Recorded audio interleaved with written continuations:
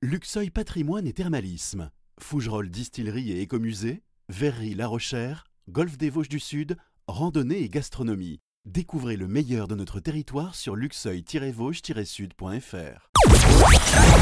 Pontoise Radio, l'agenda. Horreur, ambition, pouvoir et réchauffement climatique au cinéma Méliès de Lure cette semaine.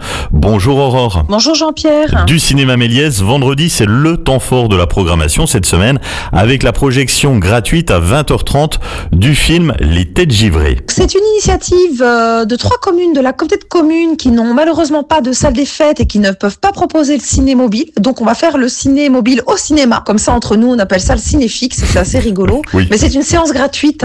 Donc les communes concernées sont au nombre de 3. Il s'agit de Magny-Jobert, le Val-de-Gounand et Palante. Et donc, c'est autour du film Les Têtes Givrées qu'on va pouvoir se retrouver tous ensemble, gratuitement, donc, vendredi à 20h30, qui est une fable écolo plutôt feel good, avec en tête d'affiche Clovis Cornillac, qui joue le rôle d'un professeur qui veut emmener ses élèves dans les entrailles d'un glacier pour le préserver du réchauffement climatique. Avec une thématique intéressante autour de l'environnement, un thème plutôt rassembleur et qui est cher en tout cas à la communauté de communes. Et puis ce soir, 20h, le film Conclave. Dans le cadre de la programmation à réessai en partenariat avec Cinémaction, on propose donc le film Conclave qui a conquis la presse et le public, qui est un film qui est attendu à Lure en tout cas, qui parle d'un huis clos haletant sur fond de lutte de pouvoir suite au décès du pape, puisque le cardinal Lawrence, qui est interprété par Ralph Fiennes, qu'on avait vu dans Le Patient anglais à l'époque, est chargé de superviser le conclave,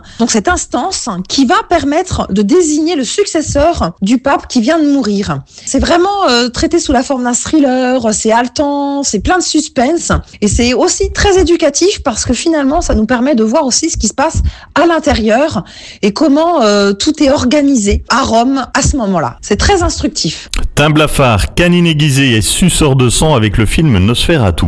Une nouvelle adaptation du mythe de Dracula, après donc Murnau en 22, après Herzog en 79. Le mythe de Dracula est revisité avec Nosferatu, film d'horreur américain, avec en tête d'affiche Lily Rose Depp, qui est absolument éblouissante dans le film. Mais alors ce qu'il est encore plus, c'est la réalisation qui est vraiment soignée, qui est gore, sombre, glaçante et particulièrement stylisée d'un point de vue esthétique. Donc un mélange savoureux de plein de choses qui font que c'est vraiment un film particulièrement réussi, mais à ne pas mettre entre toutes les mains puisqu'il est interdit au moins de 12 ans. Oui, vous avez raison, ne le mettez pas entre mes mains.